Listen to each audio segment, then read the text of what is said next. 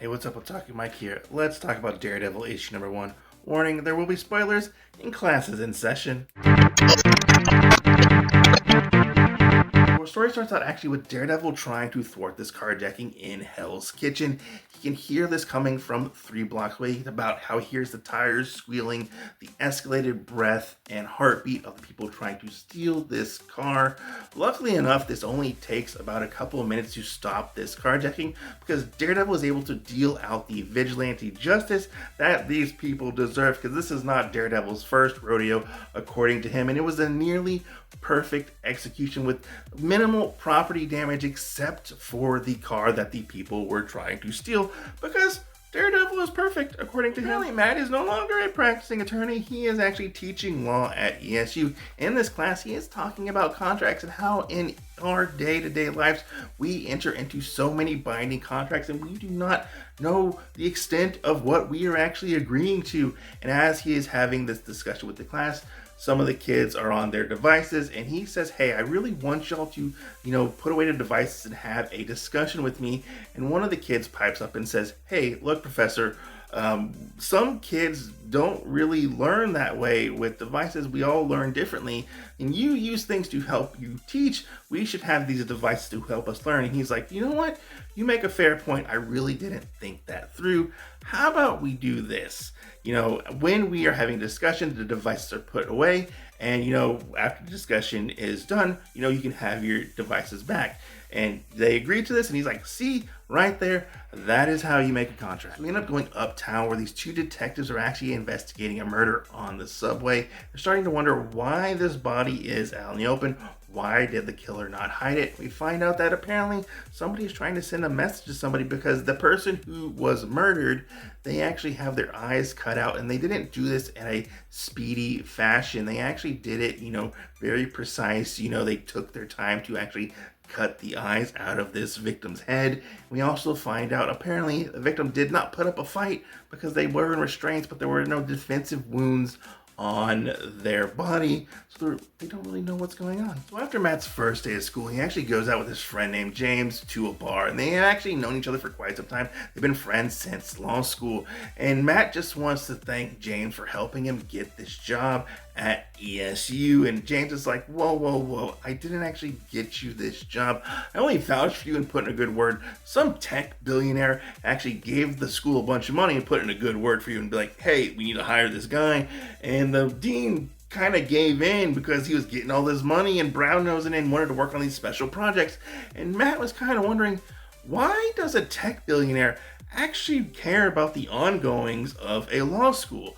That is very odd. So Matt actually goes on patrol that night and he starts to ponder his life choices in his discussion with James. And he's like, I've reinvented myself before, but as a professor, I really don't know if I can handle this. Maybe I'm just getting a little too old for this. I heard a kid talk today and he used a word, and I think it was a slang word, and he's like, I don't even know how to spell that word. And he was like, God, I might be getting old. But despite that, things might be changing, but one thing does not change, and that is Hell's Kitchen. Daredevil goes to stop this mugging in progress, and we get this little inner monologue about Hell's Kitchen from Daredevil, where he says Hell's Kitchen is built on blood. There's been so many violent things that have happened here throughout the years, and people have tried to come in and actually start to better Hell's Kitchen in a way, and no matter what they try to do, try to rebuild Hell's Kitchen, with adding their twinkly lights and their rooftop bars and their coffee shops, nothing will change the fact that Hell's Kitchen is a violent place, and these bricks are soaked in blood, and you cannot get rid of the ghost of Hell's Kitchen. He's like, Hell's Kitchen is my home, and I know it like the back of my hand, and nobody is going to surprise me. But yet, they do. Daredevil actually does make it back to his apartment, and he's surprised to find that somebody is there waiting for him. And he's like, who is out there? And we hear this person say, the pictures have sent me to find Matthew Murdock. They see his future in flames. And Matt is like, who are you? And he's like, I am the messenger of the vision, and I am looking for Matthew Murdock. I have a message for him. And Daredevil says, look, if you have anything to say to Matt, you can say it to me. And this guy is like, oh, you know where the Matt dwells, devil? And a fight ensues, and we find out that this guy is actually countering all of Matt's moves that he does against this guy. He is a lot faster, quicker, and seems to interpret his moves at each and every point in this fight. And we actually see he gets a blow on Matt and actually wounds him in the shoulder. And we see him say, "Tell Matt Murdock he is going to die," and Daredevil gets kicked out a window. All right. Let's get into the internal artwork for this issue. Here is your creative team right here. Give them all the love and respect that they deserve, because they worked their butts off on this issue, I have to say. It is a really well done issue. Art-wise, it is amazing. It definitely gives off that dark and gritty look. But man, the artwork pops when it pops, especially with all the action and stuff in this.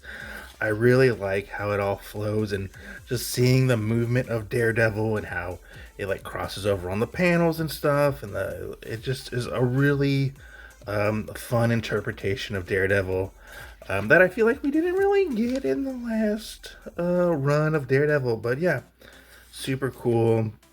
The scenes right here where he's in school are a lot of fun. You know, we get to see Matt in some pretty interesting situations with some of the students and some of the faculty.